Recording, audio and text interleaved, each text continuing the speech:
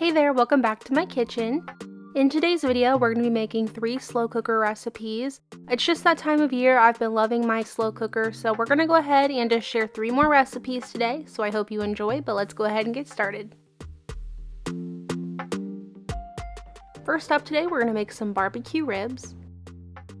In this little bowl, I'm adding 2 teaspoons of brown sugar, 1 teaspoon of smoked paprika, 1 teaspoon of onion powder and garlic powder, 1 teaspoon of chili powder, a half teaspoon of cumin, a half teaspoon of salt, and then I'm going to get this mixed together really well.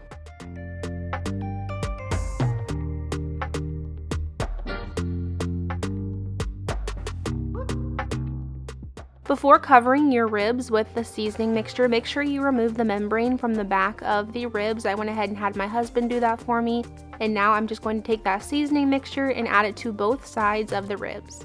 I like to add a little bit more onto the front and then add the rest to the back.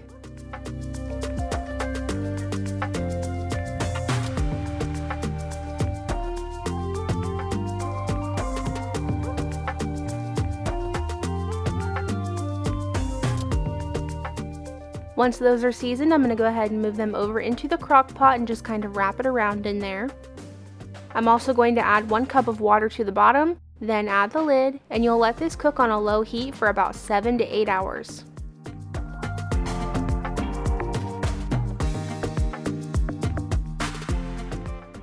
Here's what they should be looking like at that point. They will be falling apart, so it is a little bit hard to get this out. Just pull them out the best you can and add them to a baking sheet.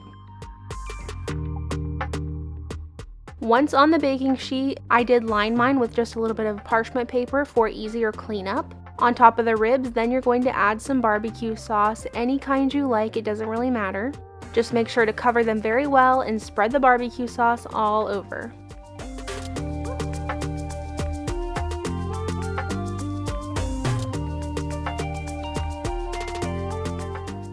Once the ribs are covered, then they're going to go in the oven and they are going to go under the broil setting for about 2 to 3 minutes, maybe a little bit longer just depending on your oven, until the tops are nice and sticky and gooey and looking something like this. Here is what my plate looked like in the end. I had my ribs there with some potato wedges and some kiwi slices. These ribs were really hot, so I was having trouble pulling them apart for you, but they actually fell apart very easily. Here is another clip of that. You can see the bone just slipped out really easily. Overall, these were absolutely delicious. I love making ribs in the crock pot because they are always falling apart tender.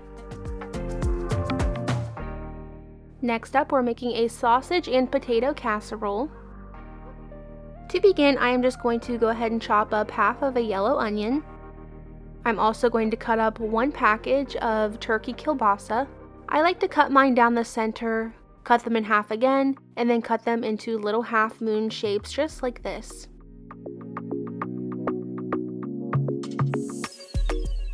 Moving over to my crock pot, I'm going to spray the inside of that really well with some nonstick spray. Then you'll add in 1 32-ounce bag of frozen southern style hash browns. Add in your kielbasa and your onion along with 1 can of cream of mushroom soup, half a cup of sour cream, 1 teaspoon of Cajun seasoning, 1/4 teaspoon of pepper, along with 2.5 cups of medium shredded cheddar cheese. Now mix this up the best you can. If you want to, you can kind of just taste the spoon and see if you want to add any more salt and pepper in there. But once it's good to go, you can go ahead and just add the lid and cook this on a high heat for about 4 hours.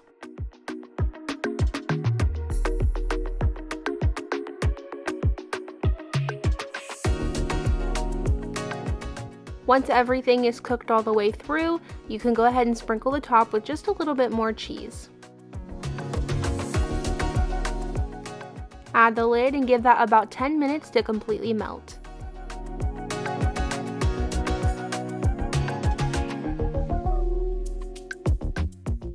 When it's all done, it should be looking something like this.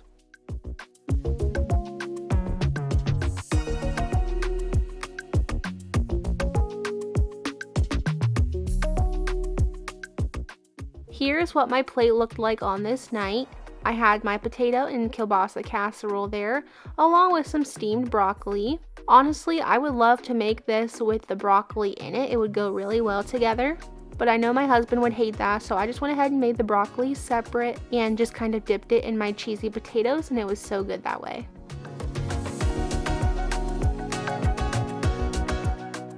And now we're gonna make this Tuscan sausage potato soup.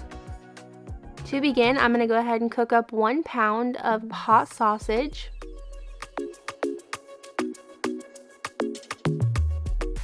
I'm also going to add in half of a yellow onion in here and just let these two cook together.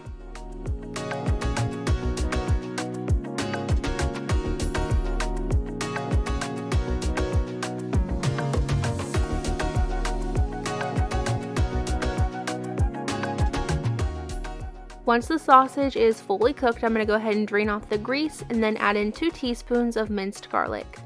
Let this garlic cook in here for about a minute or so and then turn off the heat and just let that sit there until you're ready to use it.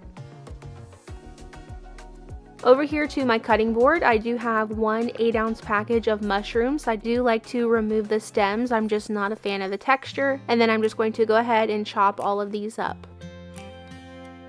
You'll also see I have about 6 medium-sized potatoes here. I'm going to peel those and cube them as well.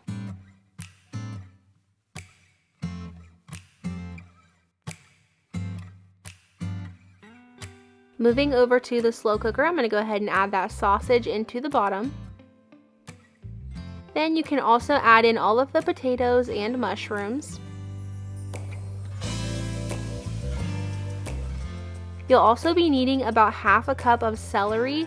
Mine is frozen, that's why it looks that way, but you can also add fresh as well. Then you'll add 1 entire box, which is 48 ounces of low sodium chicken broth.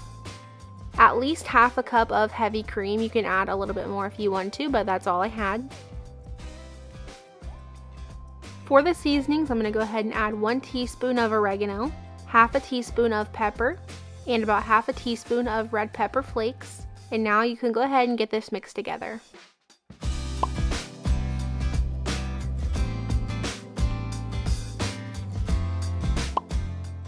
Add the lid and let this cook on a low heat for about 6 hours, so there's plenty of time to let the potatoes get nice and tender. Here's what it should be looking like at the end of 6 hours. The mushrooms will be floating on the top, it's just what happens, it's no big deal. And now we're going to add in some chopped up fresh kale. So I went a little lighter on this just because I was not 100% sure my husband would eat this if I put kale in it. So I just added 1 big handful, but you can add as much in here as you like.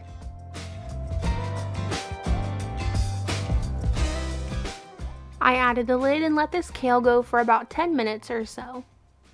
I also waited to the end to add the salt just because I was not sure how much salt I would need since the sausage was salty and the chicken broth a little bit too, so I did wait till the end and tasted it and decided to add in just a little bit of salt, so make sure you give that a taste and adjust the seasonings as needed. Here's what my bowl looked like in the end. I went ahead and just added some shaved Parmesan on the top, and this turned out being very, very good, and to my surprise, my husband actually really enjoyed this. He's usually not a fan of thinner soups in general, but he even liked this with the kale in it, which was very surprising to me. He said he could hardly notice it, so that was awesome, so I'll be adding that to some more recipes in the future. But if you are somebody who likes a thicker soup, then you can make a cornstarch slurry and add that in here, and that'll fix that. Thank you so much for watching today's video. I hope you enjoyed and found something that looks good to you. I'll be seeing you back here on Sunday for a new video. Bye!